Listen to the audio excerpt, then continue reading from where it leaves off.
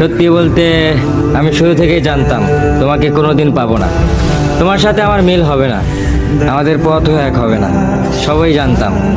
তারপরেও কেন জানো আমি তোমার পিছনে ঘুরে বেড়াতাম। তোমার একটুখানি কথা, একটু হাসি, একটু যত্ন, এসবের মধ্যেই আমি হারিয়ে যেতাম।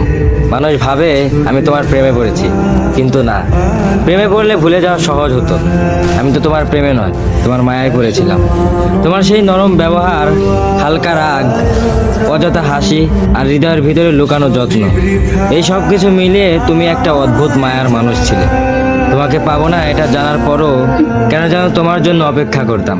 তুমি রিপ্লাইও দাও কিনা, একটা দেখা পাই কিনা, এই ছোট জিনিসগুলোই আমার কাছে বড় হয়ে উঠেছিল। কখনো দাবি করিনি, কখনো নিজের বলে ভাবিনি, শুধু তোমার মায়ায় জায়গাটাতে থেকে গেছি। মনে হয় যে মায়ার টান সত্যি, সেটা কখনো ভোলা যায় না। আজও তাই বলতে ইচ্ছে করে, তুমি হয়তো আমার জীবনে আসার মানুষ ছিলে না, কিন্তু তোমার মায়ায় পড়ে আমি অনেক কিছু শিখেছি, অনেকটা বদলেছি, অনেকটা হারিয়েছিও। তবুও আফসোস নেই, কারণ তোমার একটু মায়াও আমার কাছে পুরো পৃথিবীর মতো ছিল।